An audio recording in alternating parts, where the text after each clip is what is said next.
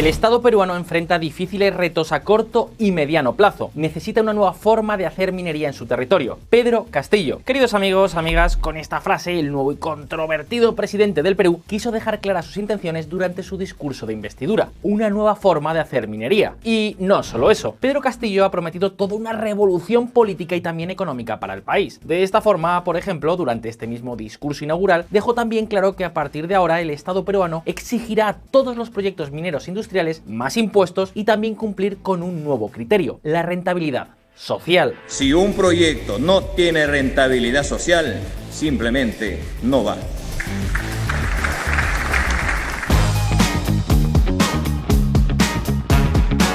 Es decir, que para que un proyecto sea aprobado, ya no solo tendrá que ser rentable y pagar los impuestos convenidos al Estado peruano, sino que ahora también tendrá que cumplir con otras cuestiones, como, no sé, dinamizar la economía del entorno, apoyar la cultura local o preservar el medio ambiente. Lo que, por otra parte, pues ya se supone que hacen con su actividad, con los impuestos que pagan y con las regulaciones y normas que les exige el Estado. Bueno, todo esto de la rentabilidad social es algo que el nuevo gobierno tendrá que detallar. Cuando Pedro Castillo habla de rentabilidad social, es fácil advertir que no conoce el aporte tributario de la minería, ni el impulso directo e indirecto de la mano de obra que generan los proyectos mineros, ni su nivel de innovación y transferencia tecnológica. Carlos Gálvez es presidente de la Sociedad Nacional de Minería, Petróleo y Energía. La cuestión es que Pedro Castillo, oriundo de Cajamarca, una de las regiones mineras más importantes del Perú, ha puesto a esta industria en su punto de mira. Pedro Castillo dice que no permitirá que las empresas mineras saqueen a Perú. Pedro Castillo, nacionalizaremos mineras si el pueblo lo requiere. Y ojo, porque estamos hablando del sector más importante de la economía peruana. El Perú es toda una potencia minera a nivel mundial y solo los proyectos actualmente en marcha suman decenas y decenas de miles de millones de dólares. Y eso ha hecho que en VisualPolitik nos hagamos unas cuantas preguntas. ¿Qué papel tiene realmente la minería en el Perú? ¿Por qué Pedro Castillo ha puesto a las minas en la diana? ¿Cómo es posible que esta industria genere tanto rechazo social? ¿Cómo puede este sector contribuir al futuro del Perú? Y quizás la pregunta más importante de todas, ¿qué es exactamente lo que está en juego? Atentos. Por cierto, si queréis estar al tanto de todo lo que ocurre en América Latina, no os perdáis LATAMpolitik, nuestra newsletter dedicada específicamente a la actualidad de esta región. Os dejamos todos los detalles por aquí abajo en la descripción. Minería en el Perú, en busca y captura. Queridos amigos, amigas, el Perú es una de las mayores potencias mineras de todo el planeta. Por ejemplo, según el Servicio Geológico de Estados Unidos, en 2019 el país fue el segundo mayor productor de cobre, plata y zinc de todo el mundo. También fue uno de los mayores productores de oro, plomo y estaño, entre otros muchísimos recursos. Porque si algo está claro es que el país tiene prácticamente de todo. Muchos otros países mineros tienen principalmente un solo mineral, y esto les agrega un riesgo adicional cuando los precios fluctúan. Perú tiene la ventaja de poder suavizar alguna de las fluctuaciones de precios a partir de esta canasta diversificada de metales. Diego Macera, gerente general del Instituto Peruano de Economía. Todo esto explica que la minería suponga en torno al 10% del PIB del país. Y no solo eso, también genera, como veremos, entre el 15 y el 20% de todos los ingresos públicos, y es responsable, ojo, de casi el 60% de las exportaciones peruanas. Para que os hagáis una idea, entre los años 2010 y 2019, el país ingresó anualmente una media de 25.000 millones de dólares en exportaciones mineras, lo que supone, tal y como os podéis imaginar, una fuente de divisas vital para la economía peruana. Y ahí no acaba todo. El sector minero también emplea directamente a unos 200.000 trabajadores formales y se calcula que genera indirectamente más de 1,3 millones de puestos de trabajo adicionales, entre otras cosas porque los trabajos del sector minero son más productivos y se caracterizan por pagar salarios mucho más altos, algo más del doble que los habituales en el resto de la economía peruana. Además, luego tendríamos que tener en cuenta a cerca de 500.000 de personas más que se calcula trabajan en lo que se conoce como la minería informal, es decir, la que se realiza de forma ilegal o al margen de los permisos y las regulaciones del Estado. Luego hablaremos de ello. Resumiendo, que para la economía peruana la minería es casi tan importante como lo son los huevos para hacer una tortilla. Sin embargo, echad el freno porque pese a todo ello, tal y como hemos visto, el nuevo gobierno ha puesto a esta industria en la diana. Así que la pregunta que todos podríamos hacernos es ¿por qué demonios un gobierno se lanza a la yugular de una industria tan importante para el país? Pues no penséis por un instante que lo hace por casualidad o por falta de miras, al menos de miras políticas. Lo cierto, amigos, es que la minería es una industria terriblemente impopular en el Perú. ¿Por qué? Pues por varios motivos. En primer lugar, porque tiene un impacto muy pero que muy alto sobre el terreno. La La actividad minera ocupa enormes cantidades de tierra. Por ejemplo, una única explotación, como es el caso de Yanacocha, la mina de oro más grande de Sudamérica, ocupa una extensión de 10 kilómetros de largo por 5 de ancho, 50 kilómetros cuadrados. Y desde luego no solo se trata del terreno, también necesita enormes cantidades de agua en zonas donde en no pocos casos los habitantes tienen serios problemas de suministro. Luego, habitualmente, el trasiego de camiones y maquinaria también afecta a la vida, a las cosechas y a los pastos de las zonas rurales, por la gran cantidad de polvo que se levanta, y además, si no se hacen bien las cosas, el riesgo de contaminación es muy alto, con serias implicaciones incluso para la salud de las personas. Aún con todo, el problema número uno es la sensación que tienen las comunidades rurales de estar siendo robadas. Es decir, que el enorme negocio que las compañías mineras hacen con las explotaciones en el Perú no termina traduciéndose en una mejora clara de sus condiciones de vida. Y eso cuando no experimentan directamente un perjuicio. Ahí tenemos, por ejemplo, el caso de Cajamarca, el hogar natal de Pedro Castillo y la región más pobre de todo el país, a pesar de tener una potente industria minera y muchísimos recursos naturales por explotar. Pese a ello, las carreteras y las infraestructuras son deplorables y casi la mitad de la población se encuentra en una situación de pobreza severa. Ni siquiera pagan impuestos de una manera justa. Desde aquí sacan el oro que se envía a todas partes del mundo y las comunidades de Cajamarca seguimos viviendo la miseria. Juan Chillón, activista y político de izquierdas peruano. El recelo, amigos, hacia la minería en esta región es tan grande que, a pesar de ser muy pobre, las autoridades han frenado en los últimos años proyectos mineros multimillonarios. Ese fue, por ejemplo, el caso del proyecto Conga, una enorme explotación de oro que conllevaba una inversión inicial de casi 5.000 millones de dólares.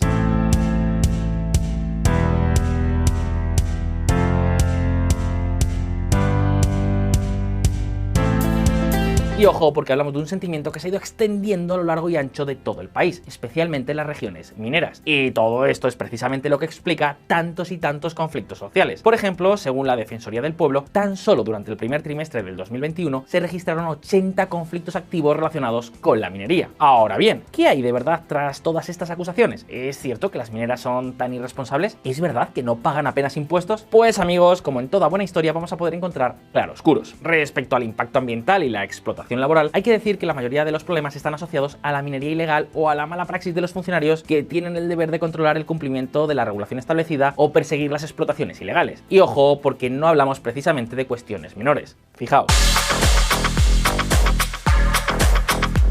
Según estimaciones de la consultora Macroconsult, casi el 30% de toda la producción de oro se lleva a cabo en minas ilegales. Minas que, por supuesto, no cumplen con las exigencias ambientales, ni de seguridad laboral, ni de protección de la salud pública, ni absolutamente nada de nada. La minería ilegal ha sido la responsable de deforestar enormes cantidades de bosques, envenenar suelos y poner en riesgo la salud de miles y miles de personas. Esto es así porque en la minería se utilizan reactivos muy tóxicos que, de no gestionarse correctamente, pueden ocasionar muchísimos problemas. Y justo ahora llegamos a la cuestión clave. ¿Tiene razón Pedro Castillo y tantos otros activistas y políticos peruanos que denuncian que las multinacionales mineras apenas pagan impuestos? ¿Es cierto que están saqueando las riquezas del Perú? ¿Por qué demonios cuesta tanto ver avances económicos en los entornos mineros? Atentos. El dinero que no llega. A ver, ¿es acaso cierto que las grandes mineras apenas pagan impuestos en el Perú? Pues para responder a esta pregunta, lo primero que tenemos que tener en cuenta es que en el Perú la minería se enfrenta a varios impuestos principales. Por un lado, como cualquier otra empresa, al impuesto a la renta, esto es, al impuesto sobre los beneficios. Pero luego también tienen que hacer frente a las regalías mineras, al impuesto especial a la minería y al gravamen especial a la minería. El resultado de todo ello es que, según cálculos del Instituto Peruano de Economía, las empresas mineras que operan en el Perú se enfrentan a una carga fiscal de al menos el 47,07% de sus beneficios, lo que está por encima del promedio de los principales países mineros. Es decir, en Perú las empresas mineras pagan más de lo que es habitual en países como Canadá, Australia, Chile o Estados Unidos, entre otros muchos.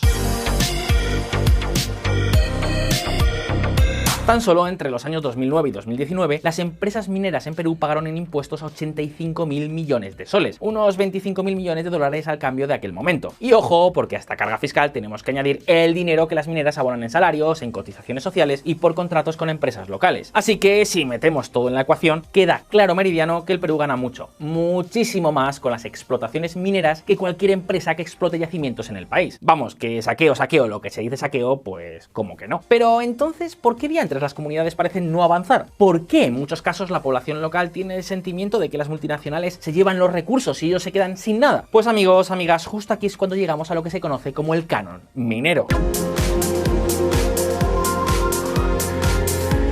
Los entes subnacionales, las regiones, los municipios y los distritos donde existe actividad minera reciben cada año el 50% de los ingresos recaudados por el Estado, para gastarlo en principio en inversión pública. Y junto al canon minero encontramos también el canon gasífero, el petrolero y las regalías mineras. Es decir, que los entes subnacionales de las zonas donde se explotan los recursos naturales reciben un montón de ingresos cada año.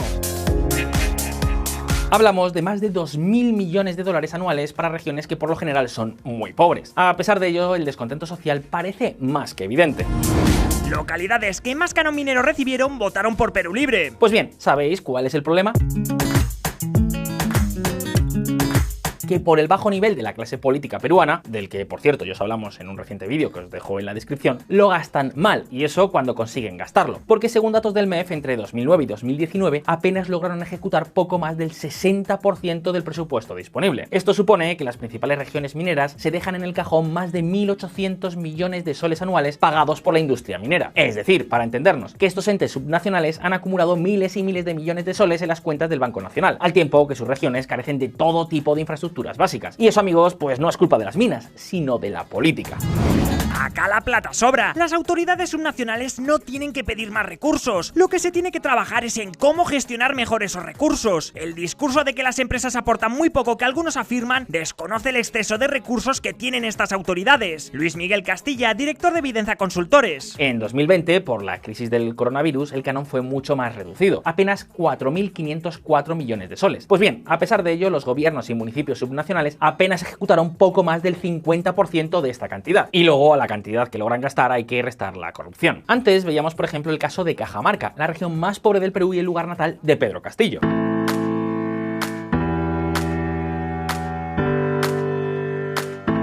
Cajamarca es una región de 1,3 millones de habitantes, donde casi el 50% de la población vive en condiciones de pobreza severa, donde el 20% de las viviendas no tienen electricidad, el 26% no tienen servicio de agua corriente y el 62% no están conectadas a redes de saneamiento. Pues bien, solo entre 2009 y 2018, esta región recibió del canon minero y las regalías casi 1.200 millones de dólares para realizar inversión pública. De toda esta cantidad, casi la mitad, el 47%, no se ejecutó, no se gastó.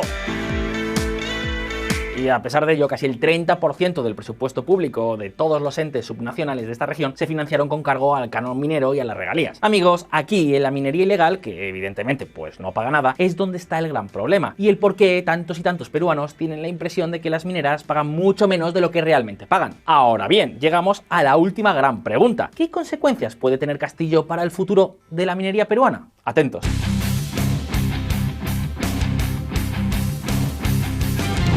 ¿Australia o Venezuela? La alternativa latinoamericana. Amigos, el desarrollo de las energías verdes está disparando la demanda de productos minerales de todo tipo, como por ejemplo el cobre, lo que está incrementando sus precios. Y esto supone una oportunidad para países como el Perú. En estos momentos, el país andino, pacífico y amazónico tiene una cartera de proyectos mineros con inversiones estimadas de casi 60.000 millones de dólares. Proyectos que, según estimaciones del Instituto Peruano de Economía, podrían traducirse en ingresos fiscales de miles y miles de millones de dólares durante los próximos años. El problema es que muchos de estos proyectos están frenados y para colmo la llegada de Castillo con sus amenazas pueden hacer que se frenen aún más. Esto es exactamente lo que se está jugando el Perú.